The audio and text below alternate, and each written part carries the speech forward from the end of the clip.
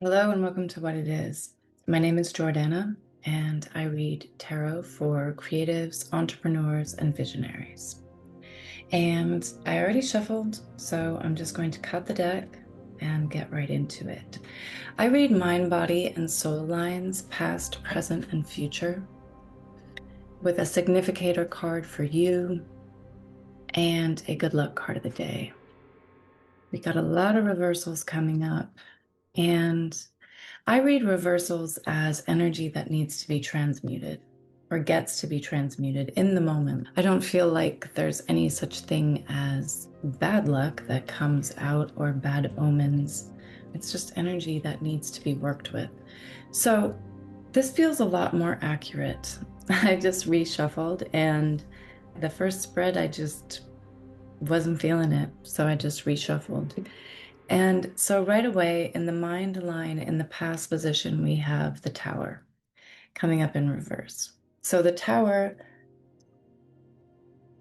talks about letting go of those old ways of being, letting those old identities and old mindsets, old habits, old circumstances, circles, old things that we've built, letting everything fall away and collapse so that we can start to rebuild from the wreckage. And with it coming up in reverse, it shows some hesitation to let go and some hesitation to let go of the illusion and let the illusion fall. And if you don't let the illusion fall, if you're living in a way, or if things aren't feeling aligned, but you're still clinging to the old stories and the old habits and the old ways of being, you're essentially keeping yourself trapped, and no growth ever happens in the comfort zone. And it's very easy to get caught in familiar discomfort where things don't really feel great at all, but at least at least it's the devil you know. So to transmute that energy, flip that energy around and let the towers collapse. Like, we're entering the year of the horse.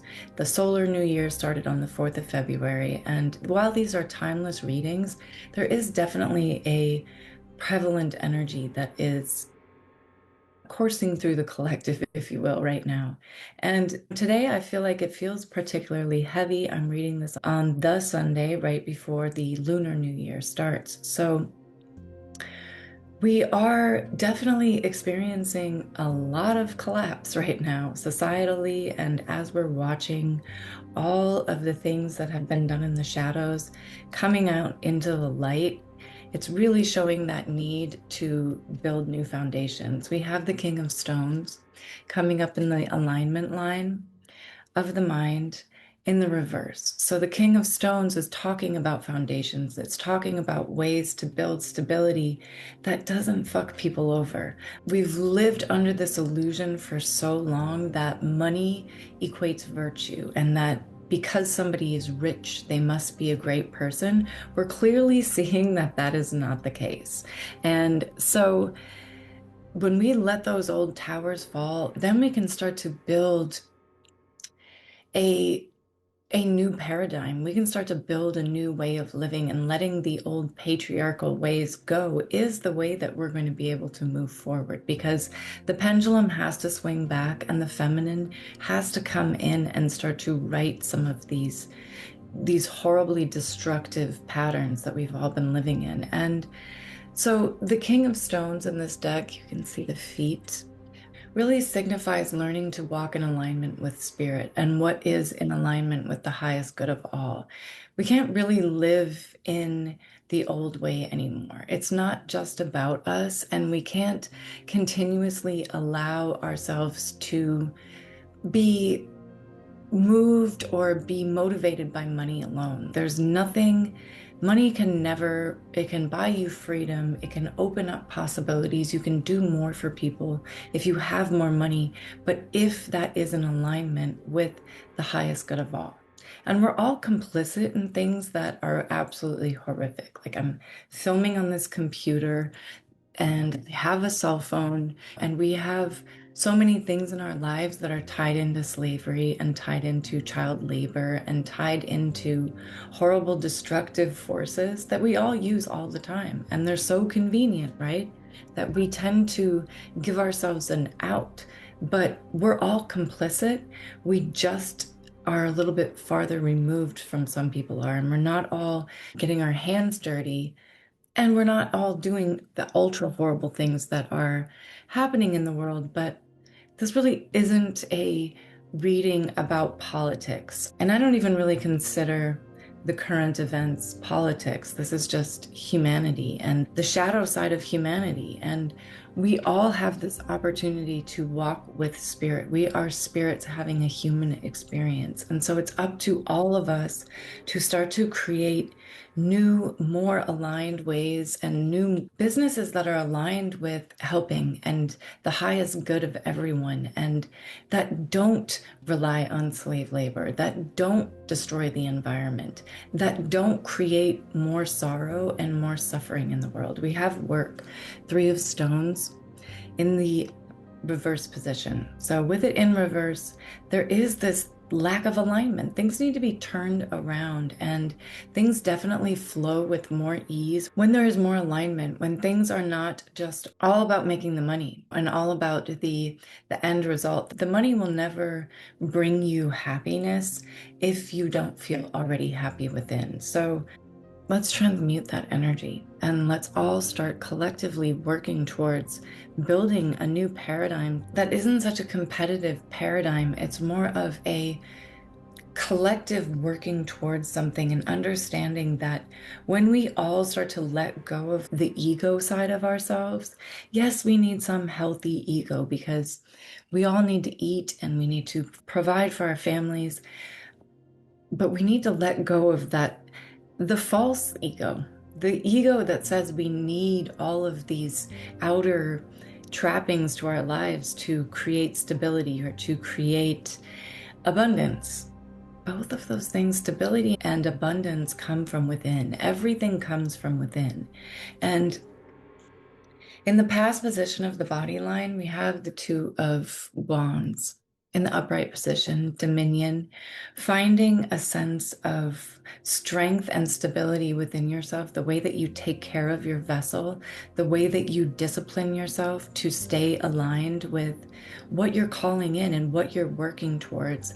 I think that we can see a lot of distortion even in the personal growth or personal development or spiritual realms, because there can be such a opportunity for people to really step into their egos.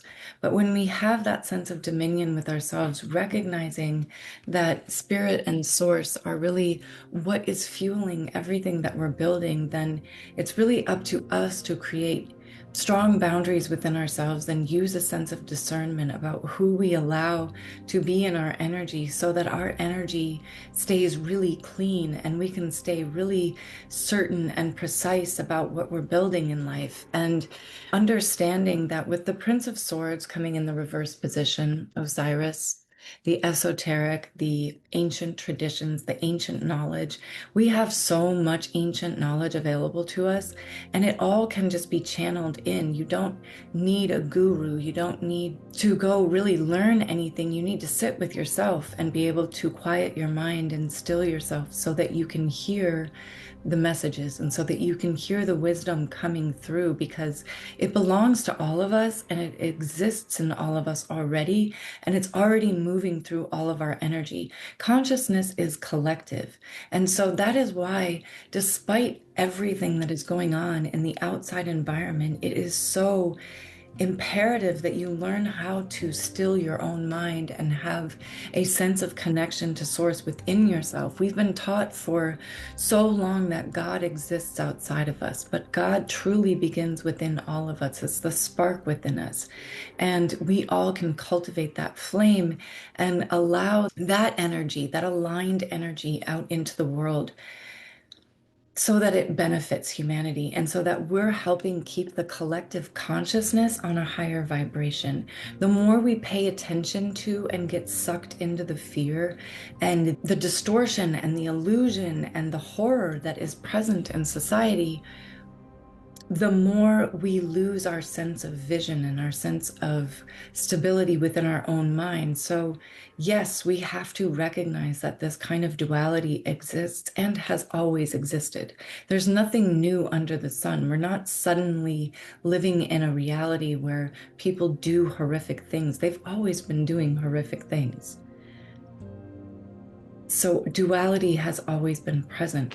And then it really becomes about how do you find a sense of happiness and a sense of joy within, so that that is the energy that you're sharing out, not in denial, not bypassing everything that's happening and saying, oh, it's all good all of a sudden, holding the duality, understanding that the duality is present and it's here, and that we need to contribute more light. And we can only really do that with the 10 of Cups in the future position when we are coming from that sense of fullness within, when we are emotionally stable, when we're emotionally full.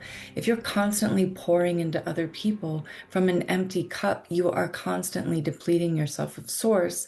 And you're actually then coming from a place of scarcity because you're actually looking for a sense of validation or fulfillment from without. So you keep pouring and keep pouring. That's where people pleasing comes in. You're trying to get a need met. So it's actually a form of manipulation. And there's no judgment. We all do this. We are people pleasers. I'm a recovering people pleaser. So I have definitely poured into people with the subconscious intention of getting my needs met, some security, friendship, validation, pouring out instead of realizing that everything that we need is within, all of the answers are within. And when we consistently pour into ourselves, then we can really come from this sense of fullness and this sense of internal happiness, not as something that we're clinging to, but as an emotional state that we're able to flow through.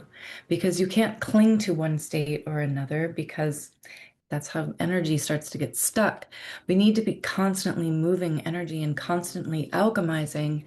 With alchemy in the past position of the spirit line in the reverse position, there is that inability or that lack of alchemizing energy. And it's all of our responsibility as individuals to alchemize the shadow sides of ourselves, to recognize our own shadows before we start recognizing all of the shadows that are in other people or that are just existing in the collective. It begins with ourselves. So how do we transmute? We recognize, first of all, what are we most afraid of? What are we hanging on to? Where are we limiting ourselves? Where are we telling ourselves an old story like we're not good enough to do this, or we're not strong enough, or it's not the right time, or there's too much going on. There's too much happening in the outside world. We have Aeon in the alignment line of the spirit in the reverse, coming up in the reverse. So Aeon is the rebirth. Aeon is the collective rebirth. And we need to alchemize this energy and we need to turn it around. And we do that by starting with the individual. You can't change the outside world without changing yourself first. And starting to focus on what you want to see coming into the world. The old saying, be the change you wish to see in the world, still rings true now more than ever. If we focus on the horror, we take that into our bodies and we start to accumulate this sense of despair within us, and energy stays stuck in the body. If you're not letting it go and you're not changing it and you're not alchemizing it, it stays stuck in the body and it shows up as disease and hurt and anger, misdirected energy. We can really only consciously direct our energy when we are aware of who we are being and how we are moving in the world. With the King of Swords coming in the future position of the spirit line, aligning with source, aligning with your higher power, having a clean, clear mind that's not cluttered with illusion, that's not cluttered with distortion, that is working to free oneself of clinging to outcomes that are more ego-driven. Being highly discerning about what really is the best move and what really helps the collective purify. Ra, the sun god, the sun purifies, the sun burns away old identities, it cleans your third eye, it cleanses your DNA. It's so important to get out in the sun and take in its light and allow its light so that you can reflect that light back out. I sun gaze. I'm not recommending anybody do anything that they don't think is aligned and that they don't research for themselves. But from what I understand and what I've experienced, before the sun hits a certain point in the horizon, it's infrared light. And when you take in that infrared light into your eyes, you are not only healing your eyes, but you're healing your spirit and you're healing your vessel and you're cleansing and clearing your energy so that you can face the world from a sense of inner integrity and inner alignment and inner peace.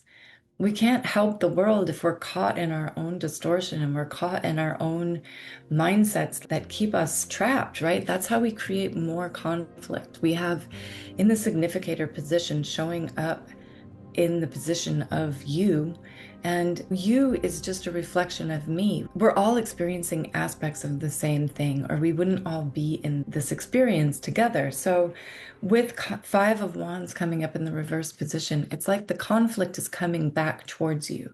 If you are unable to direct your energy towards your vision and to stay in alignment with your greater calling, with your purpose, with your mission on this earth, you just get sucked into the conflict and the conflict starts coming back towards you. It's almost like, it's like an addiction to chaos, which, you know, again, no judgment. We can all get addicted to chaos. It's super simple to do. If you've grown up in any sort of discord in your family or in your community, your body starts to attune to chaos as the norm. Your nervous system expects chaos and it actually knows how to deal with chaos better than it knows how to deal with calm.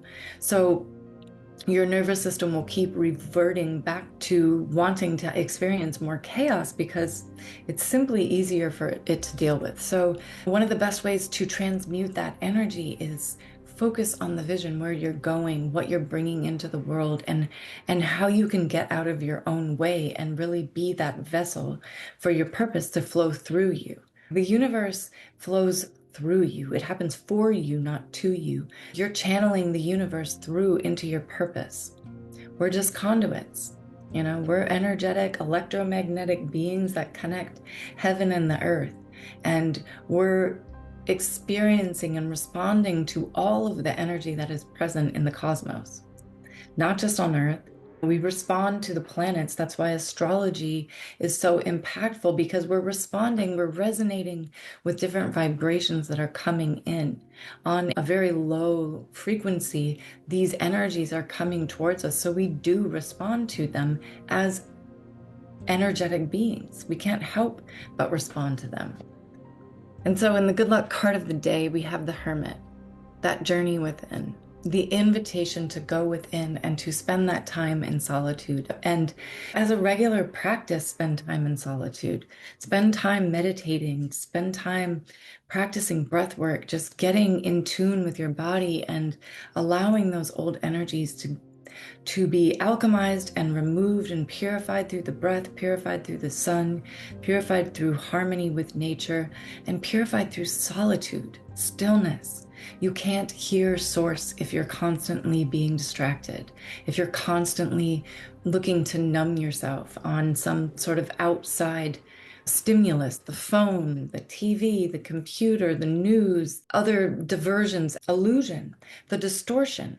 It's up to all of us to have that inner discipline, to start our day from a sense of discipline and a sense of peace. That's really how we set ourselves up. We declare, this is how my day is going to be. But you can't decide how your day is going to be if the first thing you do is open your phone and see what Instagram wants to tell you what your day should be like. There's so much evidence that social media is setting us up for failure. It's taking away our ability to look within. If you're constantly seeking answers for whatever you're experiencing, whether it's your business or your relationships or just something that you're going through in your life, if you're constantly looking outside of yourself for the answer, you are not developing that intuition, and you're not developing that inner strength and that inner sense of clarity that will truly guide you forward. So that time spent alone without any outside information other than maybe nature, meditating in nature by the sea or by trees, will also harmonize your nervous system. The trees harmonize your energy. The earth, putting your feet in the dirt and allowing the electrons in your body to be recharged through the soles of your feet, going to the ocean and breathing in those negative ions so that your body can start to be recharged, getting into the water. The water is a conduit. That's why it's so important that we all preserve the water. Water is life. We have people telling us that AI is taking over the world, and they're building more and more and more centers. I can't even think of the word right now, these big factories where they're running these AI centers, and it's destroying the water table. Water is our most precious resource because not only is it vital for our life source, but it's a communication. Water is a conduit, and water is infinite. It doesn't go away. It just transmutes. Water changes to air, to ice. Water carries information, coding from our ancestors, from the trees, from living and dying. It has all of this information in it. And so we need to keep the water clear and speak to our water lovingly because it's a living being. But let's get into the runes and see what the runes have to say. I'm quite sure that they're going to deepen the story as they always do. So the runes are you, the past, the future, the basis of the reading, the challenge, and then the best outcome. And I'm going to read from the book a little bit because Richard Blum, this book is so beautiful. It's quite old and just has such deep wisdom in it that while I'm still learning them, I love to just read right out of here. So Perth, in the position of you, Perth is all about that initiation. The King of Swords talks about that as well. Initiating, being initiated into the esoteric mysteries. And so these secret ways come up from within. They're not, yes, you can have teachers and yes, you can align with people that help you along the path, but the true answer is always going to come from within. It always originates there. That's where the source is. That's how we connect to source. So deeper transformation is at work right now. There's more to what's going on than we're able to see. And the unveiling of everything that's happening right now is part of this rebirth process that we're all undergoing. So, on the side of human nature, this rune is symbolized by the flight of the eagle, soaring free, free from entanglement, lifting yourself above the endless ebb and flow of ordinary life to acquire a broader vision, questing the King of Swords, that broader esoteric knowledge, that wisdom, that ancient wisdom that comes down to us. And Nauthiz in the past position, Nauthiz is all about constraint. And with it in the past position, in the reverse, it's talking about the constraint that is outside of us right now. But constraint is the great teacher. We learn through struggle. We learn from every failure, from every challenge. There is so much opportunity for growth. And when we start to disown those parts of ourselves as sides of ourselves as not being good enough to be present in our reality, then we are. So I'm just going to read from the book for this. Nauthiz in the reverse. As part of the cycle of self-transformation, Nauthiz is the great teacher disguised as the bringer of pain and limitation. It has been said that only at the point of greatest darkness do we become aware of the light within us, by which we come to recognize the true creative power of the self. So when we're so pressed, it's the same thing with the tower. If you resist the tower falling, you get stuck in that same pattern. You get stuck in that same cycle. But if you let the tower fall and just let things be terrible, Just let it be like, yes, none of it is working. So we're going to start over. That is like that rock bottom moment. There's no darker you can go. There's no deeper that you can go right now. There's no farther that you can fall. It's the bottom. We're here. We're at the collapse. So the only way to go is up. The only thing that can happen from here is rebirth, is the new earth, is the new way of being, is a new paradigm. We have Laguz, flow, coming in the future position, but in the reverse. So Laguz talks about flow, conduits, water. It's that energy. It must be allowed to flow and transform. And so we must recognize that what is happening right now is so crucial to the collective's journey, to everyone. This collapse is so timely and it's so painful because it's here to show us where we all need to do the work and where we get to go from here. Because I'm telling you, we just need to understand that hope is always present, and that when we stay aligned to our hope and stay aligned to our vision, we are doing more good for the world than we are hurting it. And so with Laguz in the reverse, it's that warning against overreach, excessive striving, a counsel against trying to exceed your own strength or operate beyond the power you've funded to date in your life. It's indicating a failure to draw upon the wisdom of instinct. As a result, the intuitive side of your nature may be languishing, leaving you out of balance. What is called for now is to go within and to honor the receptive side of your warrior nature. How do you channel that energy and that information from source? By going within, by taking the journey of the hermit. So we have Tiwaz in the foundation position. Tiwaz is the spiritual warrior. You can't be a spiritual warrior if you're afraid to meet your own shadows. If you're afraid of the things inside of yourself, your old stories, your old history, your old traumas and wounds, if you're afraid to face them with calm certainty, and I'm not saying go back and relive them. I would never instruct anyone to relive trauma. But the ability to say that that trauma is there and that trauma exists, and I can feel some of that pain. You can't heal what you refuse to feel. You have to face that feeling of pain, of loss, of grief, of sorrow that experience gave you, so that you can start to transmute that energy.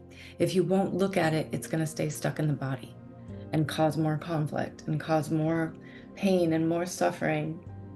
So Tiwaz stepping into that warrior nature, stepping into that true belief. We are on this journey, and it's a spiritual path. Life is a spiritual journey that can allow us to come to greater understandings of how things work. And, maybe you don't agree with that, but if you don't, then I would question, what do you really believe in? I'm not saying that God is a fluffy white man sitting on a cloud judging all of us. I truly think God comes within, and we create our reality from within. This is what science shows us, and that's some science I can get down with. We create our reality. Thought collapses timelines, and what you focus on comes into reality. So the rune of the spiritual warrior, the battle is always with the self. You fund your will through action, yet remain unattached to an outcome, remaining mindful that all you can really do is stay out of your own way and let the will of the heavens flow through you. These are the hallmarks of the spiritual warrior. So embodied in this rune is the energy of discrimination, that sword-like quality, again, the King of Swords, that enables us to cut away the old, the dead, the extraneous. With Tiwaz comes a certain knowledge that the universe always has the first move. Patience is the virtue of this rune, and it recalls for us the words of St. Augustine, that the reward of patience is patience. The molding of the character is at issue when Tiwaz appears in your spread. So you're asked to go within, to delve down into the foundations of your life yourself. Because then in doing so, that's how you meet the deepest side of yourself and the deepest parts of your nature. And the shadow sides of ourselves hold all of our light, the yin and the yang, you know? So go within and seek out those shadows and see what they have to teach you, because what comes out of it is so beautiful. And the journey forward becomes so beautiful. And with Raido coming up in the reverse position in the challenge line, communication with self, communication with source, communicating with the environment and the world at large. The way that you communicate to the universe dictates how your life goes. You decide how your life goes. You wake up and you decide every day how this moment is going to go, how this day is going to go. You decide in every moment how it's going to go. And if you're able to have that sense of you've purified, you've done the work, and you've come to the true essence of who you are. So you're no longer performing or wearing a mask, hoping that people will accept you or validate you, or that you won't get kicked out of the tribe. Y'all, we don't live in a tribal society anymore. We don't depend on other people for survival the same. So belonging to the herd is a survival instinct that does not serve the visionary. It does not serve the spiritual warrior. It does not serve the entrepreneur, because by nature of you stepping outside of what's normal, you're going beyond what is the capacity of other people to comprehend already. So you have to have that super strong sense of self and clarity about who you are so that you can move forward without worrying about everybody else. So in the future position, and to wrap this up, we have Awa. Here's Raido in reverse. I don't think I showed you any of the runes, so forgive me. Awa's. So Awa's defense, avertive powers, the power to avert negative influence on your life, the power to avert negative energy. Where are you putting yourself? What rooms are you spending time in? Who are you keeping close to you? What kind of energy? Because energy transfers. Energy transfers just by sitting next to somebody. Energy transfers by interacting with somebody online. Energy transfers when you focus on something. So it is so important to be so discerning with who's in your energy. Who are you sharing energy with? Who are you commingling with? Who are you taking on energy from? If someone doesn't have good intentions and you're taking their word as the truth, you're not listening to your own discernment. You're not going within enough to tell what energy is truly aligned with you and what isn't. So again, patience is called for here. Nothing hectic, no acting needy or lusting after a desired outcome. This rune speaks to the difficulties that arise at the beginning of a new life. Often it announces a time of waiting, for the spring to fill up with water, for the fruit to ripen on the bough. Perseverance and foresight are called for here. The ability to foresee consequences before you act is the mark of a profound person. Avert anticipated difficulties through right action. Even more than we are doers, we are deciders. And once our decision is clear, the doing becomes effortless, for then the universe supports and empowers our action. I couldn't say it any better. I'm just going to leave it at that, you guys. And let me know if any of this landed in the comments. Let me know what landed. It really helps to make that mind-body connection when you repeat what you've heard. If something stands out to you, put it in the comments.